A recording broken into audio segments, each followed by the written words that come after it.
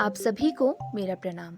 आज हमारे विद्यालय के नन्हे मुन्ने बच्चों द्वारा रामायण कथा का नाटकीय रूपांतरण किया गया। हम आशा करते हैं हमारे बच्चों द्वारा किया गया यह प्रयास आपको पसंद आएगा। साथ ही इस रूपांतरण का उद्देश्य किसी भी व्यक्ति विशेष की धार्मिक भावनाओं को ठेस पहुंचाना नहीं है।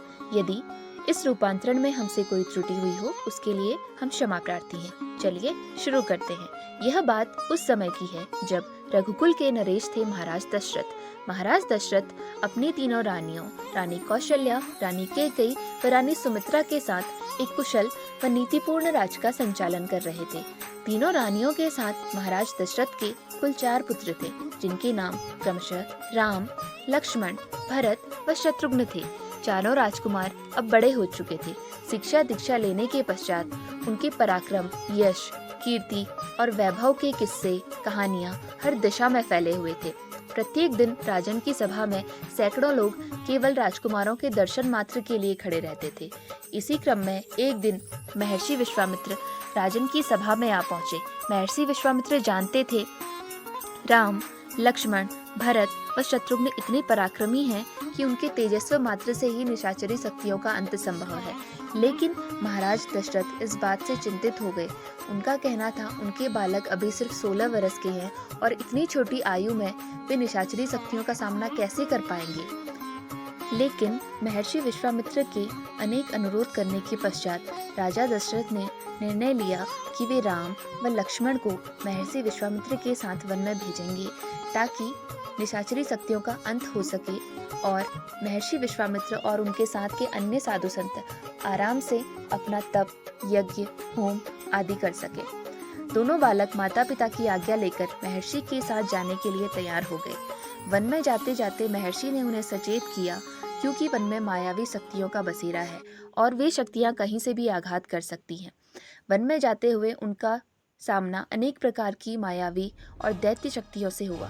अंततः उन्हें एक ताड़का नाम की भयंकर राक्षसी का सामना करना पड़ा। दोनों पक्षों के मध्य घनघोर युद्ध चला और इस युद्ध के पश्चात अंततः राम व लक्ष्मण ने ताड़का को मार गिराया और एक और विजय को अपने नाम कर लिया। इसी बीच महर्षि विश्वामित्र को जनकपुरी से राजा जनक द्वारा उनकी पुत्री के स्वयंवर में आमंत्रित किया गया था।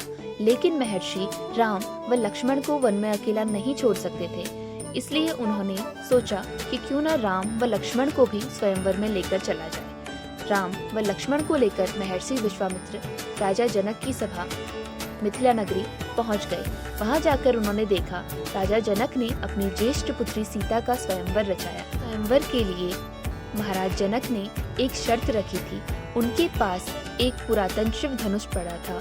उनका कहना था जो भी इस शिव धनुष को उठाकर उस पर प्रत्यंचा चढ़ाकर उसे खंडित करेगा, उसी बलशाली के साथ वे अपनी ज्येष्ठ पुत्री सीता का विवाह करेंगे। इसी क्रम में जनकपुरी में देश विदेश से अनेक राजा महाराजा वहां उपस्थित थे। हर कोई सीता की एक झलक पाना चाहता था। उस शिव धनुष पर प्रत्यंचा चढ़ाकर सीता का वरण करना चाहता था, लेकिन कोई भी बलशाली राजा महाराजा उस शिव धनुष को हिला तक न सका। अंत में महर्षि विश्वामित्र की आज्ञा लेकर राम ने शिव धनुष पर प्रत्यंचा चढ़ाई और सीता का वरण किया। महर्षि वाल्मीकि की एक और राय के अनुसार राजा जनक ने अपनी अन्य 3 पुत्रियों उर्मिला, मांडवी और श्रुतकीर्ति का विवाह राम के अन्य 3 भाइयों लक्ष्मण, भरत व शत्रुघ्न से कराया। पूरी अयोध्या नगरी राम, लक्ष्मण, भरत व शत्रुघ्न के विवाह से अत्यंत प्रसन्न थी। लेकिन मंथरा इस बात से बिल्कुल भी खुश नहीं थी। उसका मानना था विवाह के पश्चात समस्त राजपाट राम को सौंप दिया जाएगा और भरत केवल सेनापति बनकर रह जाएगा। इस बात से नाखुश मंथरा महारानी कैकेयी को भड़काने लगी। मंथरा चाहती थी कि समस्त राजपाट कैकेयी के पुत्र भरत को सौंप दिया जाए और राम को 14 वर्ष के वनवास के लिए वन में भेज दिया जाए। इसलिए मंथरा हर वो संभव प्रयास करने लगी कि महारानी कैकेयी उनकी बात मान ले। मंथरा ने महारानी कैकेयी को याद दिलाया कि एक बार महाराज दशरथ ने उनसे 2 वचन मांगने का अनुग्रह किया था, लेकिन कैकेयी ने वो वचन नहीं मांगे थे। लेकिन अब महारानी कैकेयी वो 2 वचन मांगकर राम को 14 वर्ष के वनवास के लिए भेज सकती है और सारा राजपाट भरत को दिलवा सकती है। मंथरा की बातों में आकर रानी कैकेयी महाराज दशरथ के पास पहुंची और राम को 14 वर्ष के वनवास के लिए वन में भेजकर सारा राजपाट भरत को सौंपने की बात कही। महाराज दशरथ इस बात से बिल्कुल भी नाखुश थे, लेकिन वचनबद्ध होकर उन्हें भी राम को वनवास में जाने की आज्ञा देनी पड़ी। अंततः लक्ष्मण व सीता ने भी राम के साथ वन में जाकर वनवास बिताने की इच्छा जताई। राम, लक्ष्मण व सीता माता पिता सबकी आज्ञा लेकर 14 वर्ष के वनवास के लिए सारा राजपाट छोड़कर चले गए। सारी प्रजा, माताएं, पिता, हर कोई उनके इस निर्णय से अत्यंत दुखी था। समस्त अयोध्या नगरी जैसे शोक में डूब गई थी। अंततः राम, लक्ष्मण और सीता वनवास के लिए निकल पड़े। वन में पंचवटी नामक एक जगह पर अपने रहने लायक एक कुटिया बनाई और वहां रहकर अपना जीवन यापन करने का सोचा।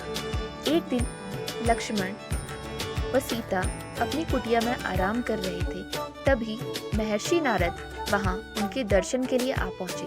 महर्षि नारद का कहना था, प्रभु इतने वर्षों के पश्चात मनुष्य रूप में धरती पर आए हैं, तो क्यों ना उनसे मिला जाए। महर्षि नारद नारायण नारायण करते करते माँ सीता, प्रभु राम और लक्ष्मण जी के पास पहुंचे। क्योंकि राम सीता मनुष्य रूप में थे, इसलिए उन्होंने नारद मुनि का आशीर्वाद लिया, उन्हें प्रणाम किया और महर्षि नारद प्रभु के मुख से अपनी नजरें ही नहीं हटा पा रहे थे। ऐसा लग रहा था मानो स्वयं नारायण उनके समक्ष खड़े हैं। माँ सीता और राम को मनुष्य रूप में देखकर महर्षि भाव विभोर हो उठे। एक दिन राम व लक्ष्मण वन में विचरण कर रहे थे, तभी उनकी नजर एक कुटिया पर पड़ी, जहाँ पर एक बूढ़ी माता अपने कुछ बेर लिए प्रभु का इंतजार कर रही थी। जैसे ही प्रभु श्री राम वहां पहुंचे, उन्होंने कुछ बेर चखे और उसके बाद प्रभु को खिलाए। उनका मानना था, इतने वर्षों की घनघोर तपस्या के पश्चात प्रभु ने उनकी कुटिया पर कदम रखा है, तो वे प्रभु को खट्टे बेर कैसे खिला सकती हैं। फिर एक दिन जब राम व लक्ष्मण अपनी पंचवटी कुटिया में विश्राम कर रहे थे, तभी शूर्पणखा नाम की एक राक्षसी की नजर उन पर पड़ी। शूर्पणखा ने राम व लक्ष्मण को मनुष्य रूप में देखा, वो भाव विभोर हो उठी। उसने वेश बदल बदल कर राम व लक्ष्मण को रिझाने का प्रयास किया। लक्ष्मण ने बहुत रोका, किंतु शूर्पणखा एक न मानी। वो बार बार वेश बदलती रही और राम व लक्ष्मण के समक्ष प्रस्तुत होती रही। अंततः गुस्से में आकर लक्ष्मण ने की नाक काट दी। शूर्पणखा रोती बिलखती विलाप करती रही, लेकिन उसे कुछ भी समझ नहीं आ रहा था। अंततः वह रोती भागती अपने भाई रावण के पास पहुंची और उसे सारी आपबीती सुनाई। रावण ने ठान लिया कि वो अपनी बहन के साथ हुए इस लेकर रहेगा और राम व लक्ष्मण को इसका निश्चित करना होगा। अंततः रावण ने एक योजना बनाई और मरीचि नाम के अपने एक दूत को सोने का हिरण बनाकर सीता की कुटिया के समक्ष विचरण करने को कहा। जैसे ही सीता ने सोने का हिरण देखा, मैं उस हिरण को पकड़ने की जिज्ञासा जाग उठी। अंततः उन्होंने श्री राम को बोला, हे नाथ, क्या आप मेरे लिए इस हिरण का शिकार करके ला सकते हैं? वह हिरण इधर उधर उछल कूद करता हुआ वन में कहीं ओझल हो गया। सीता को समझाने का बहुत प्रयत्न किया, लेकिन सीता अपनी हट पर अड़ी हुई थी कि उन्हें वही सोने का हिरण चाहिए। अंततः राम ने वशीभूत होकर सीता की बात मान ली और उनसे कहा कि मैं सोने का हिरण लेकर आऊंगा, और लक्ष्मण को सीता की पहरेदारी में रखकर श्री राम वन में हिरण की तलाश में जा पहुंचे। काफी समय बीत जाने के पश्चात जब लक्ष्मण और सीता को लगा कि अभी तक श्री राम वापस नहीं आए, तो सीता को उनकी चिंता सताने लगी। सीता ने सोचा, इतनी देर हो गई है, मेरे नाथ कहाँ रह गए होंगे। उन्होंने लक्ष्मण को जाकर देखने को बोला, लेकिन लक्ष्मण ने कहा, हे माता, भैया मुझे आपकी सेवा में रख कर गए हैं, अगर मैं भी चला जाऊंगा तो ये प्रभु श्री राम की आज्ञा की अवहेलना होगी। लेकिन माँ सीता के बहुत बार समझाने के पश्चात उन्होंने बोला, हे लक्ष्मण, तुम जाओ, मेरी चिंता ना करो। अंततः लक्ष्मण ने अपने तीर से रेखा खींच दी, जिसे आज हम लक्ष्मण रेखा के नाम से जानते हैं, और उन्होंने माँ सीता को बोला कि वे किसी भी हालात में ये रेखा लांघकर बाहर ना आए। जब तक कि वे श्री राम को ढूंढकर वापस न आ जाए। इसी बात का फायदा उठाकर रावण ने साधु का वेश धारण किया और माँ सीता से भिक्षा मांगने के लिए पंचवटी में उनकी कुटिया के समक्ष आ गया। माता सीता ने भी लांघे बिना भिक्षा को सीधे रेखा से आगे रख दिया और रावण इस बात से आक्रोशित हो गया, बार बार भिक्षा लेने से मना करता रहा। अंततः रावण बोला, क्या आप एक साधु को अपने हाथों से भिक्षा भी नहीं दे सकती? सीता उन्हें समझाते रहे, लेकिन रावण ने तो जैसे उनकी बात न मानने की हठ ठान रखी हो। अंततः वशीभूत होकर सीता को कुटिया लांघकर बाहर आना पड़ा और जैसे ही उन्होंने बाहर आकर रावण को भिक्षा देनी चाहिए, रावण ने भिक्षा को जोर से फेंक दिया और सीता का हरण करके उसे लंका की ओर लेकर जाने लगा। रास्ते में जटायु ने रावण को माँ सीता को लेकर जाने से रोका, लेकिन रावण ने अपने बल द्वारा जटायु के पंखों को ही काट दिया और जटायु वहीं पर धराशायी हो गया। सीता को ढूंढते हुए राम व लक्ष्मण वन वन भटक रहे थे। तभी एक स्थान पर भगवान श्री राम ने एक पत्थर पर पैर रखा और उसका तारण हो गया। वह और कोई नहीं बल्कि गौतम ऋषि की नार अहिल्या थी। अंततः हनुमान और पूरी वानर सेना को साथ में लेकर राम व लक्ष्मण ने लंका पर चढ़ाई कर दी और कई दिनों तक यह युद्ध चला।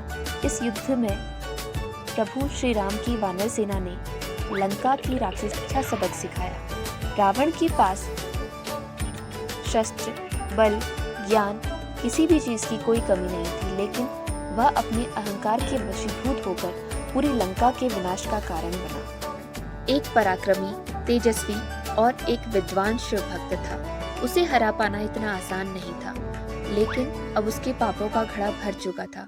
उसके सारे सगे संबंधी, भाई, बंधु, पुत्र, सुपौत्र सारे ही युद्ध में मारे जा चुके थे। अंत तक रावण इकलौता युद्ध में लड़ता रहा। रावण को हराना इतना आसान नहीं था, प्रभु श्री राम ये जानते थे। अंततः उन्होंने विभीषण की मदद से रावण को मार गिराया, क्योंकि रावण उस अभेद्य किले की तरह था जिसे हरा पाना हर किसी के बस की बात नहीं थी। और रावण एक विद्वान था जिसने अपने तप भगवान ब्रह्मा, विष्णु, महेश से अज्ञेय होने का वरदान हासिल किया था। इस तरह बुराई पर अच्छाई की जीत हुई और अब तक प्रभु श्री राम का 14 वर्ष का वनवास भी पूर्ण हो चुका था। अंततः वे अपने 14 वर्ष का वनवास पूरा करके लक्ष्मण और माँ सीता के साथ अयोध्या लौट आए और पूरे नगर वासियों ने दीप जलाकर उनका स्वागत किया। इसी दिन की वजह से हम आज तक दीपावली मनाते आ रहे हैं। हमारे पूरे परिवार की तरफ से आपको और आपके परिवार को दीपावली की हार्दिक शुभकामनाएं।